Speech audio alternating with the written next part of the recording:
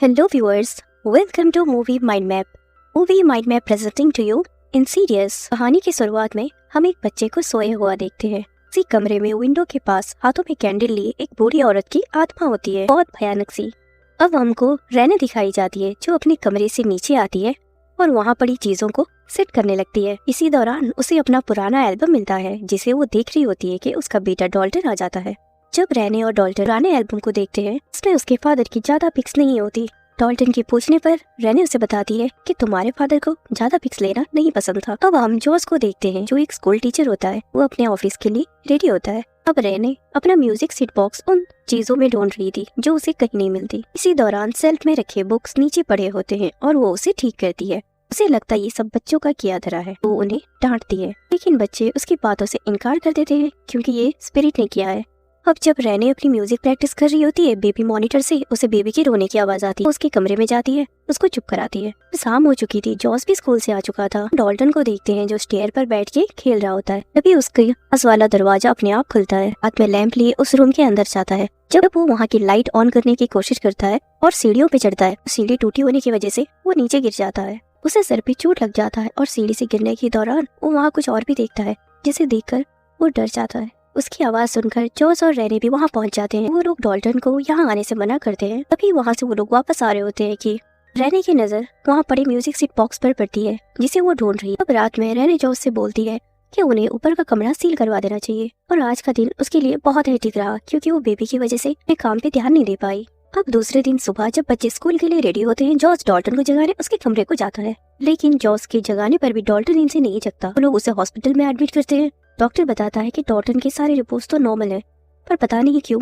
वो कोमा में चला गया। डॉक्टर खुद भी इसका आंसर नहीं दे पाता उन्हें। ये सब देख रैने और जॉस बहुत परेशान रहने लगते हैं। सीन शिफ्ट होती है 3 महीने बाद जहाँ रैने अपना म्यूजिक प्रैक्टिस कर रही थी। तभी वहाँ रखे बेबी मॉनिटर से कुछ अजीब सी विस्परिंग की आवाज आती है जिसे सुनकर रैने भागती हुई अपनी बेटी के कमरे में जाती है लेकिन वहाँ कोई नहीं होता। अब रात में जब रैने अपने छोटे बेटे से बात करती है बताता है कि उसे डॉल्टन के साथ एक रूम में नहीं सोना क्योंकि डॉल्टन रात को चलने लगता है। ये चीज काफी अजीब होती है क्योंकि डॉल्टन तो कोमा में था। अब रैने रात में जॉस से बात करती है और उसको सब कुछ बताती है लेकिन जॉस इन बातों पे ज्यादा ध्यान नहीं देता। तभी वो लोग सोने जा रहे होते हैं कि उनका डोरबेल कोई बजाता है।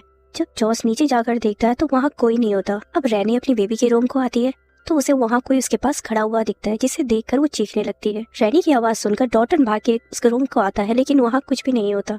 तभी उनके घर का अलर्ट अलार्म जोर जोर से बजने लगता है। अब जॉस नीचे जाकर उसको बंद करता है। घर में ये सारी प्रॉब्लम के चलते जॉस अब किसी चीज में फोकस नहीं कर पा रहा था। वो घर भी अब आना लेट कर दिया था। दूसरे दिन जब रैने डॉल्टन की सीट चेंज कर रही थी तभी उसके बिस्तर में खून से बने हुआ किसी के हाथ का निशान देखती है। जब जॉस रात में घर रिटर्न आता है वो जॉस से इस बारे में बात करती है लेकिन जॉस अभी भी भूत प्रेत पे भरोसा नहीं कर पा रहा था। उसी रात जब जॉस सो रहा था तो वो सपने में वही बच्चे को देखता है जिसे हमने मूवी की स्टार्टिंग में देखा हुआ था और एक रेड रूम देखता है जहाँ बहुत सारी कैंडल्स लगे हुए थे। यहाँ रैने भी एक बुरा सपना देखकर जग जाती है। उसे वहाँ कुछ महसूस होता है। जब वो अपने रूम के बाहर देखती है उसके डोर के पास कोई होता है जो कुछ ही समय में उस पे अटैक कर देता है। अब रैने जॉस को बुलाने लगती है। जॉस उसकी आवाज सुनकर ऊपर जाता है तो फिर उसे वहाँ कोई नहीं होता। रैने की हालत देख जॉस अब उसकी मदद करने की ठानता है। रैने बोलती है कि उसे अब इस घर में नहीं रहना। तो दूसरे दिन वो लोग घर शिफ्ट कर लेते हैं। अब दूसरे दिन उनका सामान शिफ्ट होता है। हम यहाँ जॉस की मदर को देखते हैं जो जॉस की पिक्चर फैमिली फोटो में देखकर हैरान होती है। जब रैने अपने घर का कूड़ा डस्टबिन में डालने जाती है विंडो के थ्रू उसकी नजर अपने घर के अंदर पड़ती है जहाँ वो एक डरावने बौने को डांस करते हुए देखती है। जब वो अपने घर के अंदर आती है तो उस रूम का डोर अपने आप लॉक हो जाता है। तभी रैने के पीछे से वो बौना भाग कर जाता है। जब रैने उसे ढूंढते ढूंढते जाकर डॉल्टन के रूम में पहुंचती है तो वो वार्डरोब से निकलकर भागने लगता है। ये देखकर रैने अब बिल्कुल टूट चुकी थी। रैने अपने एक फ्रेंड जो कि प्रिस्ट होते हैं उनसे इस बारे में कंसल्ट करती। अब जॉस की मदर जॉस से बात करती है। वो उन्हें बताती है कि कल रात उन्होंने एक सपना देखा जहाँ वो डॉल्टन के कमरे में आई थी। वहाँ उन्हें कुछ दिखा, एक डीमन। जब उन्होंने उनसे पूछा कि तुम्हें क्या चाहिए तो उसने डॉल्टन की तरफ इशारा किया। उसने बताया कि मुझे डॉल्टन ही चाहिए। तभी उस डेमन को मदर जॉस के पीछे देखती है। अब अचानक डॉल्टन के रूम से बहुत सारी आवाजें आने लगती है और उसका डोर लॉक हो जाता है। जब जॉस जाकर उसको तोड़ता है और वो लोग अंदर जाते हैं वहाँ सब कुछ टूट गया होता है, तहस नहस हो चुका था और डॉल्टन नीचे जमीन पर पड़ा हुआ मिलता है। ये सब देखकर जॉस को कुछ समझ नहीं आ रहा था कि अब वो क्या करे तो वो अपनी मदर से हेल्प लेता है। उसकी मदर किसी को जानती थी जो इन सब मसले में उनकी हेल्प कर सकती थी। अब सुबह हम यहाँ दो लोग को देखते हैं, जिसमें से एक का नाम स्पेक्ट होता है और दूसरे का नाम टकर।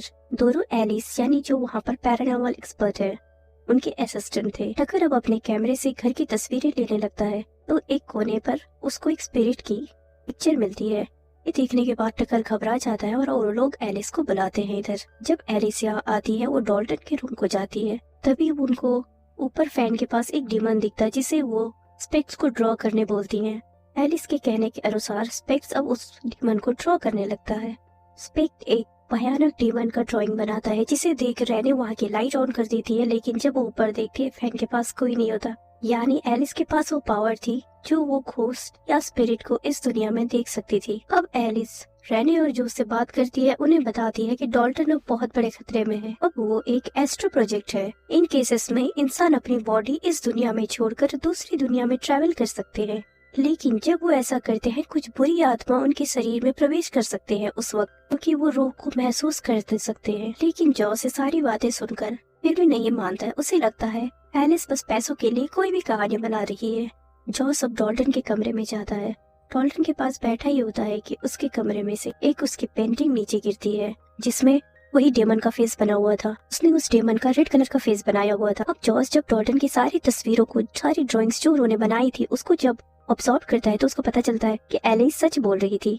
अब एलिस डॉल्टन से कनेक्ट करने की कोशिश करती है तो वो वहाँ से निकलने को बोलती है, लेकिन वहाँ बहुत अंधेरा होता है। वो ये करने में नाकाम होती है तो उस दुनिया की बुरी आत्मा अब डॉल्टन पे हावी हो रहे थे। वो लोग इस दुनिया में आते हैं। अब वो रैनी को मारने लगते हैं। अब एलाइस उन सबको उन बुरी आत्माओं से बचाती है। अब हमें यहाँ जॉस की मदर दिखाई जाती है जो जॉस से कुछ सच रिवील करती है, जैसे कि वो उसे बताती है कि जब वो 10 साल का था तो वो भी एक एस्ट्रो प्रोजेक्ट था, तो डॉल्टन को ये विरासत में मिली है उसके फादर से। उसे हमेशा अपने पीछे एक बूढ़ी औरत देखती है जो ब्लैक कलर की ड्रेस में होती थी। इसी चलते जॉस अपनी ज्यादा पिक नहीं लेता था क्योंकि उसे पिक्चर लेने से डर लगने लगा था। जब भी वो पिक्चर क्लिक करता वो बूढ़ी औरत उसमें कैप्चर होती थी। जॉस अपने बेटे को बचाने के लिए उस दुनिया में जाता है जहाँ वो अपने छोटे जॉस से मिलता है, यानी उसके बचपन से। इतने अंधेरे में वो उसको रास्ता दिखाता है। उसे वहाँ बहुत सारी आत्माएं जो बुरी आत्मा होती है वो मिलती है। जॉस अब रेड डोर के पास पहुँच चुका था। जब वो उस रूम के अंदर जाता है तो वो देखता है कि वो वही रूम है जिसे उसने सपने में देखा था, जहाँ बहुत सारे कैंडल्स लगे हुए थे। वहाँ पे एक हॉर्स भी था जिसकी पेंटिंग उसने डॉल्टन की पेंटिंग में देखा था। वहाँ डॉल्टन को देखता है जो वो रो रहा था। डेमन जॉस पे अटैक कर देता है, लेकिन जॉस डॉल्टन को वहाँ से लेके भागने में कामयाब होता है। वो डेमन जॉस का पीछा करते इस दुनिया में आ जाता है।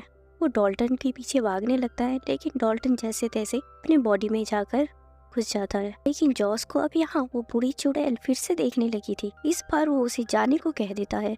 यहाँ ये ट्विस्ट होता है कि जॉस घर के बाहर रह जाता है और वो बूढ़ी औरत जाने के लिए बोल देता है। वो बूढ़ी औरत की स्पिरिट जॉस के बॉडी में आ जाती है। हम डॉल्टन को देखते हैं जो खुशी से खाना खा रहा होता है। इधर एलिस अपना सामान पैक करती है, लेकिन उसे जॉस पर डाउट होता है तो वो उसकी एक तस्वीर निकाल लेती है जिसमें वो देखती है कि उस तस्वीर में जॉस नहीं बल्कि वही बूढ़ी चुड़ैल कैद हुई थी। ये देखकर वो चुड़ैल उसका गला दबा उसको मार देती है। जब रैने एलिस को ढूंढते हुए कमरे में आती है तो एलिस मरी हुई मिलती है। अब वो नीचे पड़े कैमरे में देखती है तो उसको पता चल जाता है कि जॉस के बॉडी में अब उस आत्मा का साया है। तभी रैने को पीछे से कोई हाथ रखता है और यहाँ मूवी एंड हो जाती है। Thank you for watching. अगर आपको मेरी एक्सप्लेनेशन अच्छी लगी तो प्लीज़ लाइक एंड सब्सक्राइब और शेयर करना मत भूलिएगा।